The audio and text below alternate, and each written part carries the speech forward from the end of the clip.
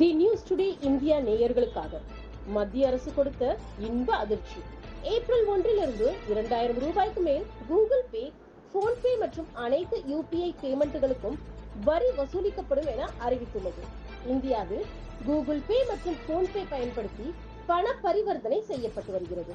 தள்ளுவண்டி கடையிலிருந்து departmental store வரைக்கும் இந்த யூபிஐ பேமெண்ட்கள் மூலம் பணம் பெறப்பட்டு வருகிறது.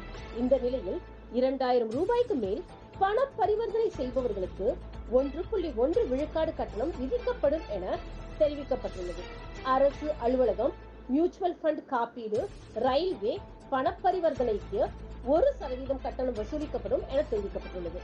பல்பொருள் அங்காடிக்கு 0.9% வசூலிக்கப்படும் என தெரிவிக்கப்பட்டுள்ளது. ரியல் எஸ்டேட், தொலைத்தொடர்பு, அஞ்சலகம், கல்வி, வேளாண்மை பண பரிவர்த்தனைக்கு 0.7% பணம் வசூலிக்கப்படும் என தெரிவிக்கப்பட்டுள்ளது. பெட்ரோல், டீசல் போடுபவர்களுக்கு 0.5% வசூலிக்கப்படும் என தெரிவிக்கப்பட்டுள்ளது. பொதுமக்கள் தங்கள் உழைத்து சம்பாதித்த சொந்த பணத்தை செலவு செய்பவர்களுக்கு வரி மேல் வரி வசூலித்து சுருட்டுகிறார்கள் என பொதுமக்கள் புலம்புகிறார்கள். தி நியூஸ் டுடே இந்தியா செய்திகளுக்காக ஆசிரியர் ஜான் மற்றும் செய்தி வாசிப்பாளர் சுமையா ராஜ். நன்றி.